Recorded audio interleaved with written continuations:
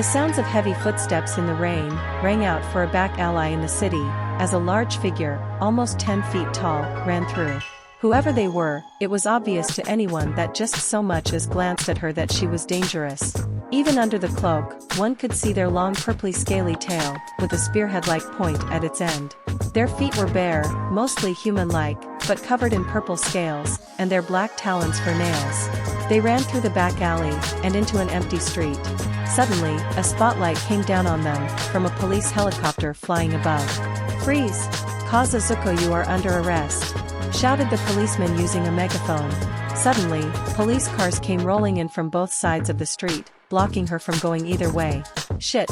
she swore as she went running back into the alley behind her, only to find Crust there at the other side of the alley. "Young lady, please surrender, I don't wish to hurt you," Crust told her. "Grrrr." The girl growled through her fanged teeth. She heard the clicks of guns behind her, and looked over her shoulder, to find a small army of policemen with their guns trained on her. She paused for a second, before slowly raising her hands. All right, I give up. Fuckers. Good choice," Crust said. More policemen came towards her, holding enhanced cuffs, that would be able to restrain even someone of her caliber. And as they got close, she grinned. She spat out a massive fireball from her mouth at the ground, causing it to explode, sending everyone but Crust, who used his quirk at the last second to protect himself, flying, and covering the entire area in steam. "Crap! I can't see. Get the villain in sight now." Meanwhile, under the cover of the steam, Kaza threw up her cloak, revealing her large purple wings. She flapped her wings, and took to the sky, creating a large gust of wind as she flew out of the steam. "Found her. She's flying away." The helicopter pilot managed to spot her flying away and took chase. "TCH, bastards," Kaza swore as she saw the helicopter in pursuit before she got an idea that made her grin ear to ear. "Let's give them a scare." Instead of continuing to fly away, she turned around and started flying toward them. "What the hell is she doing?" the pilot asked fearfully, as the girl got closer and closer. "Get away, damn it, ah!" Suddenly Kaza landed on the front window and clung onto the helicopter using her claws. "Rag hi!" She roared intensely and used her tail to punch right through the glass, cutting the pilot's cheek, and skewering his headrest. Kaza then launched off the helicopter and flew away, watching amused as it struggled to sustain flight, as its pilot was thoroughly shaken. "Kaboom! Ack!" Kaza cried, as she was struck in the back by a high-powered rocket, causing her to fall out of the air, and onto the hard streets below. "Got her!" called out the hero who shot her, Manzuka. "Everyone get her in, huh?" Suddenly, another smoke screen exploded, covering the area in smoke once more. "Shit! She made more smoke. Don't let her fly away. Cover all ground exits," Manzuka said as he looked around to see if she would try to fly away again. But there were no signs of her flying away, and when the smoke eventually dissipated, Kaza had vanished completely. XXXXXXXXXXXXXX. On the outskirts of the city, was a young man, standing over a grave in a cemetery. He wore a ragged cloak, some worn-down jeans, and a plain white t-shirt. He also carried a sheath sword on his side. He had long black hair that went down the back of his neck, and vibrant green eyes that stared down at the grave. The grave read Sakura and Hitachi Sosaka, R.I.P. And the person standing over the grave was none other than their now 19-year-old son, Sura Sosaka, aka the vigilante known as Shift. He didn't say a word, just staring at it with a sorrowful, yet rage-filled expression. "It wasn't an accident," said a voice from behind him. Sura turned around and saw Giza standing behind him, with his hood covering his face, but doing little to hide his rat-like features. "I know," Sura responded, glaring at the interloper. "I'm guessing you're not here to take me in, otherwise you wouldn't have given yourself away." Giza nodded, and walked closer to Suru, standing right next to him, and bowing to the grave. "Tell me, do you think it was the MLA?" "They're my best guess," Sura answered with a glare. "I've already made my way through quite a few quirkist groups, but none of them did it. It has to be them. No one else with the power and the motive to do this." "Most likely," Giza agreed while stroking his beard. "So, where do you intend to start? And how?" "Honestly, I have fucking idea," Suru admitted, before looking back at Giza. "So then, are you here to help me? Or are you just that confident about your chances?" "I am not here to help you, no," Giza answered. "I am here to present an opportunity for you to help us, and yourself." "I'm listening," Sura responded.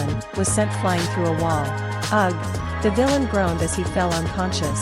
Ha! Not talking so tough now, are ya, asshole? Walking out from the hole she created was a very short, pink-haired girl. She looked like an elementary schooler and wore a red backward cap, a black shirt, some jeans, and red jackets and shoes. She was playing with a yo-yo that she was moving up and down, while she casually walked out of the building, and onto the unconscious villain, before spitting in his face. Believe it or not, this woman was actually the 21-year-old vigilante, named after her weapon, yo-yo, aka Karaki Asu. Impressive, defeating a B-rank villain with nothing but a yo-yo, said a voice from behind her. Karaki immediately reacted, throwing her yo-yo at a geisha who had snuck up behind her, which he caught with ease. Calm yourself, I am not your enemy, Giza told her, as he let the yo-yo go, and returned to its owner via its string. TCH. If you don't want to get hit, then don't sneak up on me you fuck. Karaki swore. Now what the fuck do you want? I don't got time to waste, the heroes are gonna be here soon so that means I need to be anywhere else. Well then I will make this quick, Giza said as he reached up his sleeve. I come with two things. A proposition, and a gift. I'll start with the latter. Giza pulled out a gray yo-yo from his sleeve and threw it over to Karaki, who caught it and inspected it thoroughly. It was heavier than a normal yo-yo but not overly so. The string was metal and clearly had some mechanisms attached to it. Your quirk is not exactly suited to a weapon that deals almost no damage, but we were able to work around that, Giza explained. Try it on this wall. Karaki gave him a suspicious look but decided to try it out anyway. After all, what was the worst that could happen? She tossed the yo-yo at the wall and slam! The yo-yo broke through the concrete wall with ease, much to Karaki's disbelief. She recalled the yo-yo, and it came back to her hand at alarming speeds, but when it hit her hand, it didn't hurt at all. After looking at the new tool in disbelief for a second, her face eventually broke out into a wicked grin. Oh yeah, I can fuck shit up with this.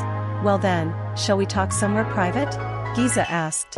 Get me something with alcohol in it, and you got yourself a deal, Karaki responded with glee. XXXXXXXXXXXXXX. In a lavish apartment, a young woman sat back on her very expensive white couch, counting her stacks of cash, with a bored expression. To say this woman was attractive would be an understatement. Her skin was perfect and unblemished, her figure slim and curvy, her hair long, fiery red, and silky smooth, and her face was absolutely perfect, even without any makeup. Although her attire might not be what one would expect. She wore a gray hoodie one side too big for her, and some purple pajama pants. Not really caring all too much about her appearance at the moment. She'd just had an excursion at the worst part of town after some scumbag tried to drug her drink. She did end up going home with him, but he quickly fell victim to her quirk and was left with absolutely nothing. She sighed. Good lord, it's just too easy. Can't they give me a challenge for fuck's sake? Or at least something exciting? Ugh, why is being rich so boring? Looking for excitement? Fuck. The woman jumped out of her seat and looked behind her to see Giza standing there. Who the fuck are you? I apologize, that's actually one of the few times I get a normal reaction when I do that, Giza explained with a bow. I heard you were looking for something fun and were willing to do less the legal things. Yoku Miru. Well, you're not wrong. Yoku wouldn't exactly consider herself a villain, but she did like to use her quirk a lot, illegally, which yes technically made her a villain, but since no one caught her didn't matter. And they were all evil anyway, so who cares? She was going to use her quirk on Giza, but unfortunately, she noticed he was not focusing on her, meaning he knew what her quirk was, and how to counter it. This was problematic as he was likely very skilled considering he snuck into her apartment without her noticing and without setting off the security, and she had no real way to defend herself if her quirk didn't work. What do you want? I want to offer you the excitement, riches, and fame you've been looking for, Giza offered. So, does that sound appealing to you? Well, considering you're saying all the right things, you probably already know that it does, Yoku admitted cautiously. But I asked what you want, not what I could get out of it. We want you simply to do what you've been doing, just on a grander scale, Giza explained. So, what is your answer? Alright. I'm listening. Yoka said, lowering her guard just a bit, as she went to go get some wine. XXXXXXXXXXXXXXX. In a smaller, more shabby, and bare apartment, a young man looked over a desk full of papers. The man wore a white lab coat and a green shirt with a pizza on it, had slicked back gray hair, and dark brown eyes, and was looking down at the papers with a frustrated expression. All of them were requested for him to be employed by various different sources, and while most people would ecstatic to have so many choices, none of them interested him. Why? Because they were all so boring. I didn't get my engineering degree to toil away in some damn office for the rest of my life. The man bemoaned. Where is the excitement, the adventure? You got an engineering degree for excitement and adventure? Ah. The man jumped back onto his desk and looked to see Giza had snuck up behind him. Who are you? Once again, a normal reaction. Perhaps I should have just knocked on the door. Giza pondered for a second. Well, what's done is done. Greetings. I've come to make you a job offer. Roro-kan. Well, you've certainly got my attention, Roro said,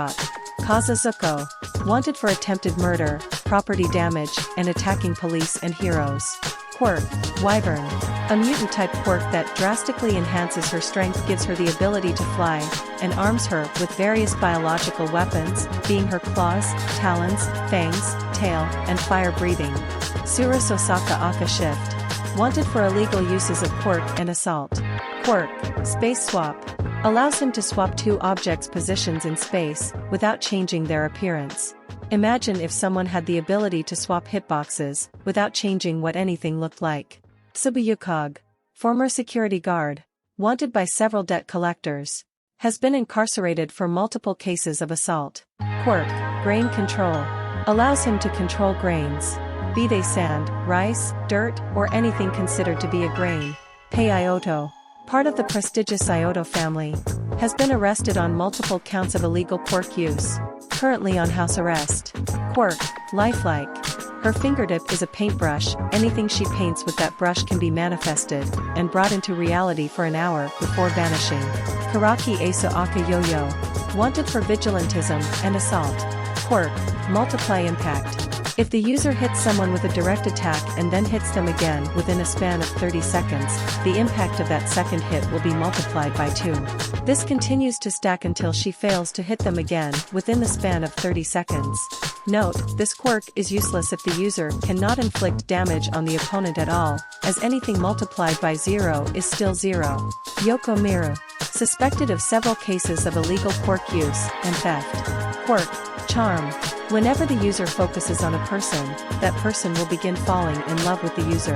The longer they focus, the more effect it has. This works regardless of any outside circumstances, like preference, marital status, and sexuality.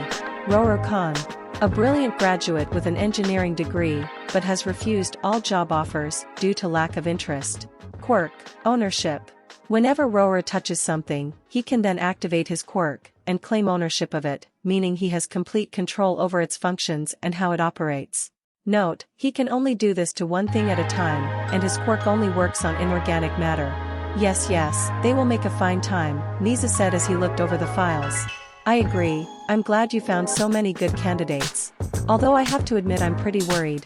What if they go too far, or we can't control them? Izuku asked. Well, then you'll find them much easier to destroy than the current threat we face, Nisa said nonchalantly. It is a risk, but one I have faith in. Do you? Not really, but I have faith in you, and I do want to help out some of these people if I can. Izuku admitted with a sigh. Alright. Project Sky Pirates is a go.